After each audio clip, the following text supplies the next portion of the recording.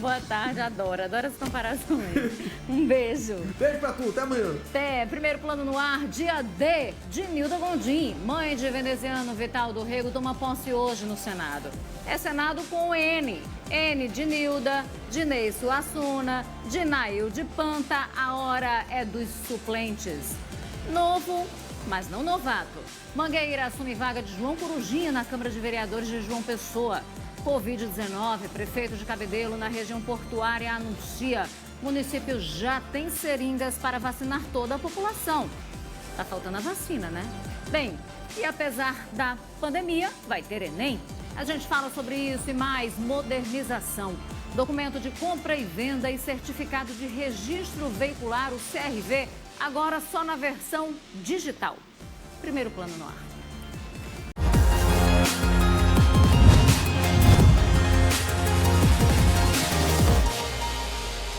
Cancelada a reunião dos governadores com o ministro da Saúde, Eduardo Pazuello.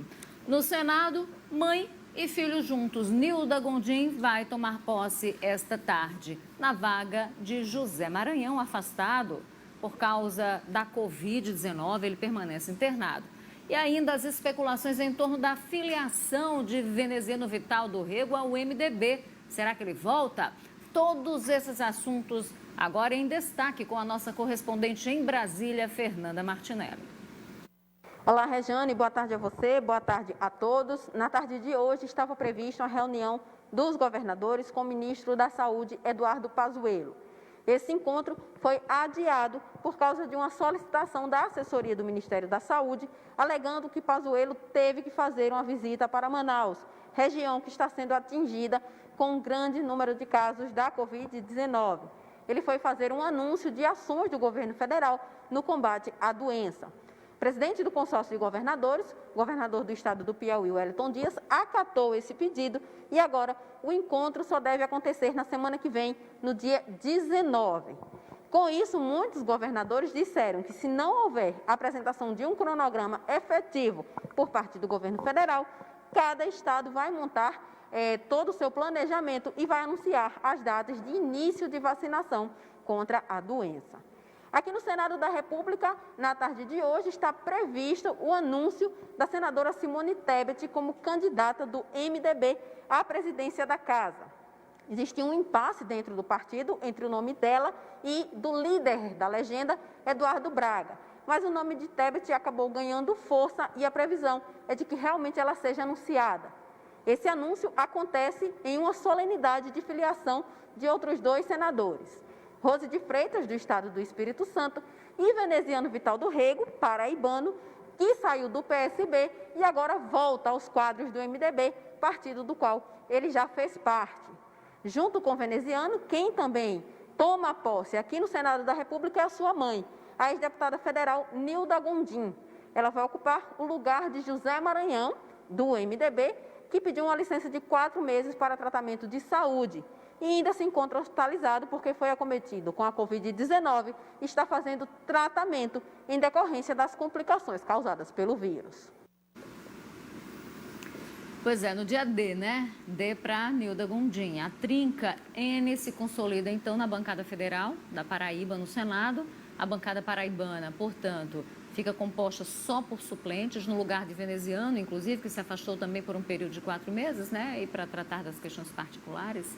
E a gente sabe que teve campanha no meio, assumiu Ney Suassuna, que é do Republicanos. Nail de Panta, do PP, agora ocupa a cadeira da Daniela Ribeiro, antes ocupada pelo primeiro suplente, Diego Tavares, que é do PP. Daniela, que se afastou para acompanhar de perto as campanhas do filho, Lucas Ribeiro, do PP, eleito vice-prefeito de Campina Grande, e de Cícero Lucena, também do PP, eleito aqui o prefeito da capital paraibana.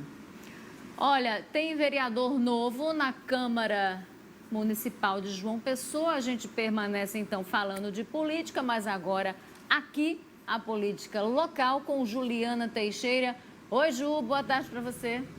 Oi, Rejane, boa tarde para você, boa tarde a todos. Pois é, a dança das cadeiras, né, que é promovida aí após o fim de cada eleição. Mangueira, né, o Ronivon Diniz, conhecido como Mangueira, entra para um novo mandato, mas não é novato na Câmara Municipal, não.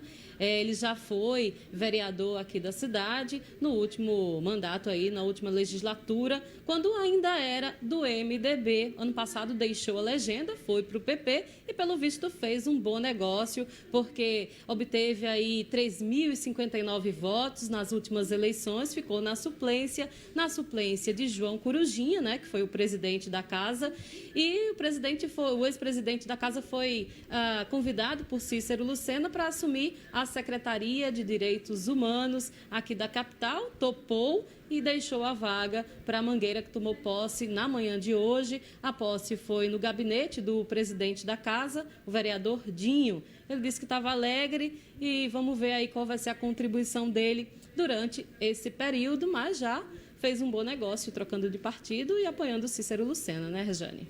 Exatamente, a gente está vendo as acomodações e as premiações, portanto, aos aliados, né? O que é também das regras do jogo. Ju, mudando de assunto, o prefeito de Cabedelo diz que a cidade está prontinha da Silva para vacinar a população contra a Covid-19, né? Pois é, Vitor Hugo, prefeito de Cabedelo, né, aqui na Grande João Pessoa, já garantiu que a cidade tem seringas, né? Um insumo aí que muitos estados e municípios ainda estão na pendência para vacinação. Ele garantiu que tem 60 mil seringas. Hoje pela manhã fez um vídeo, postou nas redes sociais mostrando o estoque. A cidade de Cabedelo tem pouco mais de 68 mil moradores. Essas 60 mil seringas, segundo o prefeito, já dá aí para administrar as 2 primeiras doses aos grupos mais prioritários da cidade. Vamos ouvir o que é que o prefeito disse. Estamos aqui hoje, nesta manhã de terça-feira, na central de medicamentos da nossa cidade, aonde Cabedelo já tem em estoque uma quantidade significativa de 60 mil unidades de seringa. Cabedelo hoje já está pronta, assim que chegar a vacina, para imunizar 30 mil pessoas com 2 doses. Enfim, Cabedelo já sabia lá em dezembro que ia faltar seringa. Enquanto o Brasil está atrás, a nossa cidade está pronta para vacinar os cabedelenses. Tá aí, Rejane, o prefeito Vitor Hugo devia mandar um WhatsApp para o ministro Pazuello, né, para saber que dia D é esse e que hora H vai ser essa, já que a cidade já está pronta para receber a vacina. No ministro Pazuello, que deixou todo o Brasil ontem nessa dúvida, né, que dia é esse no nosso calendário, dia D. A citação até remete a uma música do Engenheiros do Havaí, né, que chama A Verdade, Haver Navios, e faz todo sentido. Vai ver que ele reza naquela cartilha do agosto de Deus, né? Agosto de Deus, porque se for esperar pela eficiência do ministro da Saúde, né, ele tem mostrado que é prioridade zero quando o assunto é a vacinação contra a Covid-19 hoje. A música, inclusive, diz assim, né? Na hora H, no dia D, na hora de pagar para ver, ninguém diz o que disse. Não era bem assim. Pois é, então, na hora de Deus, a gente espera descobrir alguma coisa, porque o ministro da Saúde tem se mostrado um completo inepto, ineficiente na condução disso tudo, até porque, Ju, quem sai aos seus não degenera, não é verdade? E ainda adiou aí, né, a reunião que teria com os governadores, né, reunião importante, para que se traçasse, né, para que se chegasse a esse dia aí, para que os estados pudessem entender o que é que vai acontecer a partir de então, já que temos aí 2 vacinas já na ponta da agulha para começar a administrar aqui no país e resolver certas pendências, como falta de vacina, como vai ser o armazenamento dos estoques, né? Exatamente. A gente acompanha tudo isso. Felizmente, os gestores, né, criticados por alguns, que procuram justificar o injustificável, felizmente os gestores estaduais e municipais vêm fazendo a parte deles, que é exatamente cuidar das pessoas, né? Que é a gestão social, a gestão da saúde. Mas já já a gente volta a conversar, Ju. Beleza, Rê, até já. Até. Olha, a Paraíba registrou 523 novos casos de Covid-19, 16 mortes, 10 delas ocorridas de fato na janela de 24 horas, das últimas 24 horas.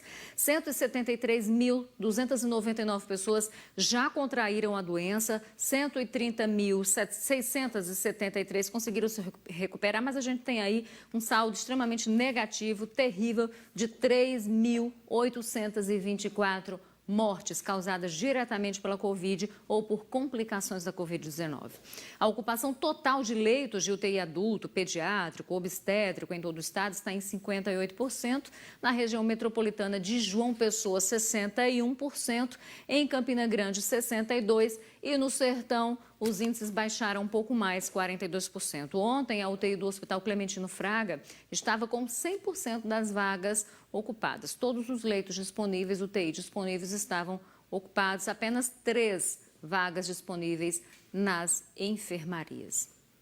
E olha, a gente vai falar sobre um outro problema agora, ainda de saúde, que é a questão da automedicação para tratamento de pessoas com suspeitas da Covid-19. Isso vem sendo aí uma prática. Tem uma galera que tomou cloroquina, né? Mesmo cientificamente, nada comprovando que a cloroquina de fato trate ou previna Covid-19, porque se fosse assim, funcionários da saúde, médicos, enfermeiros, enfim, toda a equipe não tinha pego a doença, né? Nem estaria morrendo. Bem, o infectologista, um infectologista que a gente foi ouvir, ele alerta para os riscos de tomar medicação sem os sintomas, né, da doença. E lembra que os sintomas são diferentes e, portanto, as medicações não devem ser iguais para todos os casos. Isso, inclusive, é um alerta para muitos médicos. 3 dias antes de ter o diagnóstico de Covid-19 confirmado, a auxiliar administrativo Aldiné Alves tomou o kit básico de remédios prescrito por um médico da iniciativa privada. Meu sintoma foi dor de barriga. Até então eu fui por conta justamente do Covid, né? Que era um sintoma novo. Falei com ele, ele já me passou todos os medicamentos para o tratamento, que é azitromicina, ivermectina e um polivitamínico e antialérgico.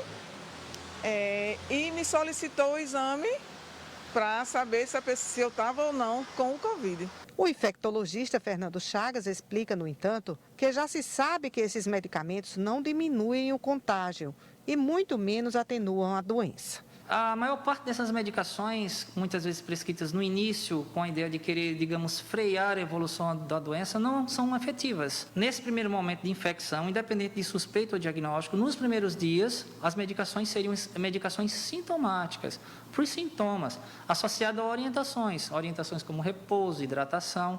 A ivermectina é um remédio muito utilizado para o tratamento de piolhos e sarnas e tem seus efeitos colaterais e reações adversas. Mas para muitos médicos, esse não é o principal risco para quem usa esse tipo de medicação ou qualquer outro como forma de prevenção para a Covid-19. Muita gente está fazendo uso com a ideia de que não vai pegar a doença ao utilizar o medicamento.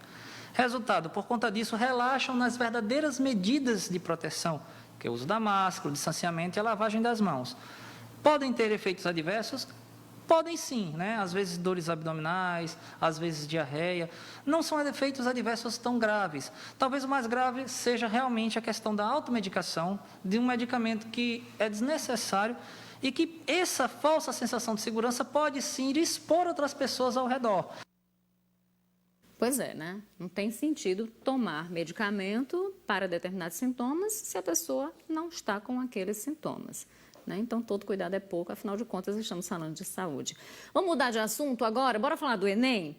As provas do Exame Nacional do Ensino Médio já vão ser aplicadas no próximo domingo. A Paraíba, inclusive, foi o estado com o maior número de participantes. 23 mil estudantes estão inscritos e até lá, até domingo, ainda tem um tempinho. A gente foi conversar com outro especialista, esse em educação, em ensino, em matemática, o professor Júnior, que vai trazer dicas excelentes para vocês aí que vão fazer as provas. Vamos acompanhar.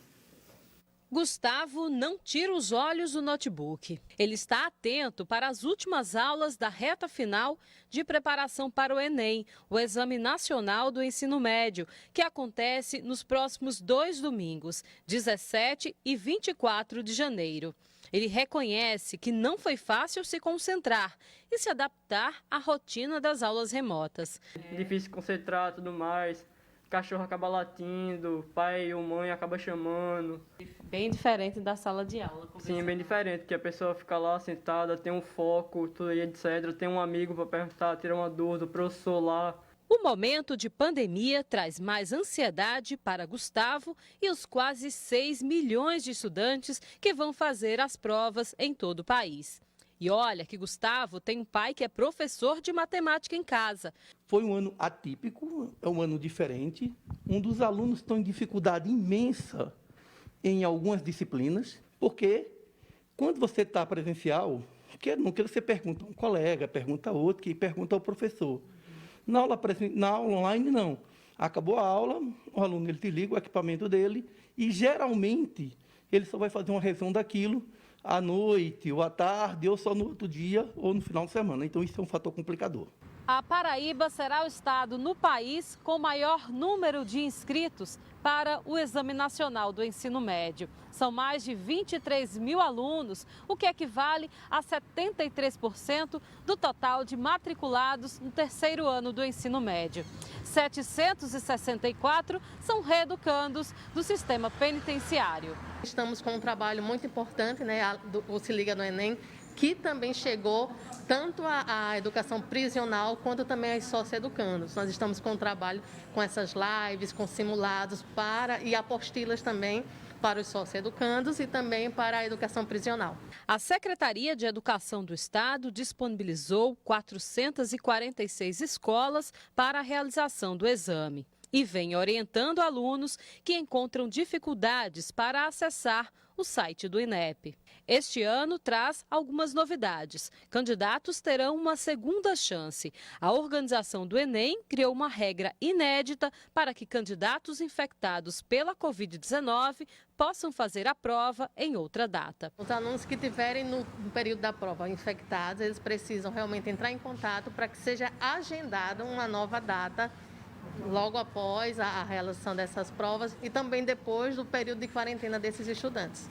Além das provas presenciais, haverá o dia 31 de janeiro e 7 de fevereiro a versão digital. E o professor Júnior Negreiros tenta acalmar os alunos e trazer dicas importantes para quem vai encarar a prova mais temida do exame, que é a de matemática.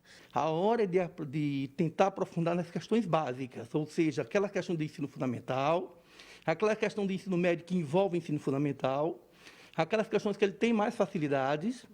Exemplo, regra de 3 é uma questão que hoje envolve todo o contexto matemático, toda a questão precisa de uma regra de 3 praticamente. Aí, as dicas do professor Júnior Negreiros. Qualquer semelhança não é mera coincidência. É meu irmão. Uma das grandes inspirações para mim nesse universo da educação, do conhecimento, né? E Júnior ama o que faz, me ensinou também esse amor pela profissão, excelente professor. E Guguinha, meu sobrinho, boa prova, tia. Vai ser bom. Apesar de tudo, eu tenho certeza que você vem aí se dedicando aos estudos e vai dar tudo certo. Para você e para os demais alunos, boa sorte, boa prova no Enem. E olha, a rede estadual inicia pré-matrícula digital por meio do site pbeduca.see, tá? .pb.gov.br. Estão sendo oferecidas 250 mil vagas em 668 escolas distribuídas nas 14 gerências regionais de ensino aqui do estado. Os alunos veteranos têm até sexta-feira agora para poder fazer a realização, né, para poder fazer essa pré-matrícula. Já os alunos novatos, aí o prazo é um pouquinho maior, vai do dia 25, ou melhor, lá para frente um pouquinho, né? Vai do dia 25 até o dia 29. Então, eles vão ter um tempo um pouco maior aí para se preparar, para juntar os documentos para essa pré-matrícula digital. Os pedidos vão passar por análise antes da confirmação da matrícula. Aqueles que não tiverem acesso à internet, esses devem se dirigir à escola onde pretendem estudar. Lembrando o seguinte, os documentos exigidos para esta pré-matrícula. Para os veteranos, o código de matrícula, que está disponível no perfil do aluno no sistema Saber, o e-mail e um número de telefone. Já para os novatos, aí tem que levar histórico escolar, carteira de identidade ou certidão de registro civil, CPF, que é opcional, comprovante de residência com data atual, tá? A mais atual possível, também carteira de vacinação, isso para educação infantil, cartão do SUS, que é opcional, e ainda uma foto 3x4. Apesar do processo ser online, as escolas vão estar abertas para que os alunos que eventualmente não tenham acesso à internet, então elas possam, né, ir levar essa documentação e tirar todas as dúvidas. E olha, o ProUni vai oferecer 2.497 bolsas de estudo nas instituições particulares de ensino superior aqui na Paraíba. A gente estava falando de Enem, né? Então, desse total aí de bolsas, 1.180 vão ser integrais, 1.317 parciais, com desconto de 50% sobre o valor do curso. As inscrições começaram hoje, vão até sexta-feira. O resultado da primeira chamada vai ser divulgado no dia 19, tá? A relação das instituições e dos cursos disponíveis pode ser consultada no site prounialuno.mec.gov.br. Também é possível pesquisar as opções que estão sendo oferecidas por cidades e o tipo de bolsa, integral, parcial e ainda a modalidade, se presencial ou EAD, que é o ensino à distância. E sabe aquele documento de compra e venda de veículo, aquele que a gente tem que guardar de todo jeito, não pode perder? Então, agora ele é eletrônico. O documento físico foi substituído pela versão digital. E aí eu volto a falar com a repórter Juliana Teixeira, porque tem outra novidade. O Detran da Paraíba não vai mais imprimir o certificado de registro veicular, que é o CRV, naquele papel moeda que a gente já está acostumado, não é isso, Ju? É isso, Regiane, aquele papel moeda, né, que a gente costuma guardar na parte de cima do carro, ali no porta-luvas ou até dentro da carteira. Pois é, a partir de agora não vai ter mais isso, o documento passa a ser digital e para quem quiser ter acesso a ele, precisa instalar o aplicativo Carteira Digital de Trânsito pelo portal ou no Denatran. Também, a partir de hoje, o documento de transferência, né, de compra e venda também passa a ser digital. Isso tudo faz parte do processo de digitalização dos Detrans em todo o país.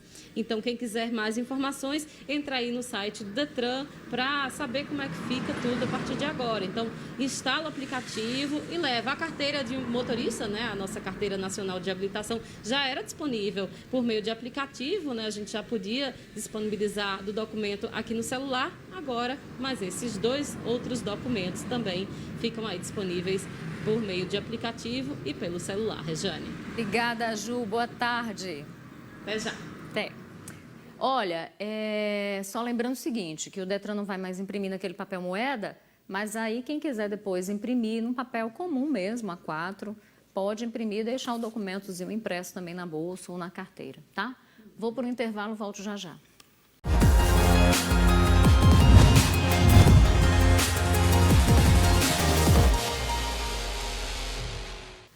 De volta, e a gente volta para falar, sabe do quê? De investimentos. Nos últimos anos, a poupança deixou de ser uma boa aplicação porque deixou de ter rendimento, né? Com isso, os poupadores passaram a investir dinheiro nas financeiras. Mas como que a gente pode garantir a segurança, a rentabilidade do dinheiro investido? Vamos acompanhar na reportagem.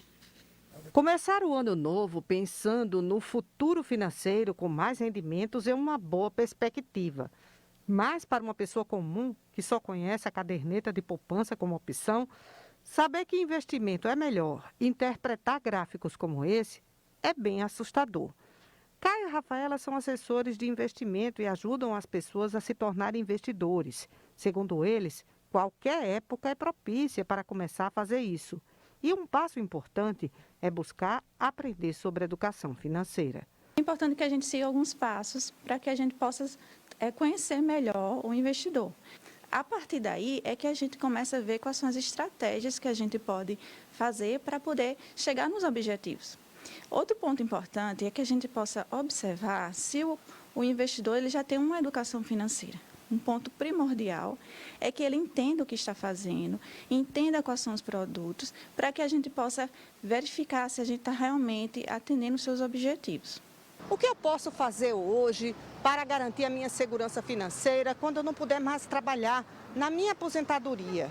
Como eu posso fazer para criar um patrimônio que eu possa deixar para os meus sucessores, filhos, por exemplo? O que é que eu devo fazer para ter uma situação financeira mais tranquila? Poder viajar, por exemplo? Geralmente, é depois de fazer questionamentos desse tipo que muita gente decide que chegou a hora de investir dinheiro. Mas não existe uma fórmula pronta que seja igual para todo mundo. Tudo depende do perfil do investidor, do quanto ele tem para investir, por quanto tempo ele pode ter esse dinheiro preso num investimento. Quem é especialista na área já sabe, no entanto, que há tipos de investimentos adequados para investidores conservadores, moderados e ousados. Para falar do conservador, é aquela figura do cliente que não aceitaria ver menos dinheiro do que ele colocou. Então, o mais indicado seria uma renda fixa, que são os instrumentos CDB, LCI, LCA. Para o perfil moderado, é aquele cliente que ele gostaria de correr um pouquinho de risco em pelo menos parte da carteira. E aí a gente já começa a falar sobre fundos de investimento multimercado, talvez até fundo de ações. Quando a gente está falando de um investidor agressivo, já é aquele tipo de investidor que ele prefere se arriscar um pouco mais para ter a rentabilidade que ele almeja. Então, ele já começa a pensar em ações, derivativos, opções, que são instrumentos que dão mais oportunidade para ganho, mesmo sabendo que talvez tenha alguma perca no meio do caminho. Lucas investe já há algum tempo, diz que o momento é propício e ainda dá uma dica. Desde muito cedo, quando eu consegui meu primeiro emprego, aos 14 anos, eu sempre tive um hábito de poupar o meu salário para que eu pudesse atingir algum objetivo que eu tivesse naquele momento. Com o passar dos anos, esse hábito de sempre poupar uma parte do meu salário me fez despertar interesse para o mundo do mercado financeiro. Antigamente era muito mais difícil investir do que hoje em dia, né? Hoje em dia você consegue interagir com vários investidores por rede social, existem casas de análise que já faz previamente análise de ações para vocês, tá certo? Eu vou dar um exemplo da minha corretora, que é a Ágora, que faz relatórios, né, todos os meses e também lives diárias para que o investidor fique muito informado a respeito das ações. A dica que eu dou para quem quer começar a investir agora é conhecer a respeito de todos os produtos de investimento. Assim você pode achar algum investimento que esteja dentro dos seus objetivos e com o risco que você está disposto a correr naquele momento. E a gente fica por aqui. Obrigada pela companhia. Beijo grande. Até amanhã.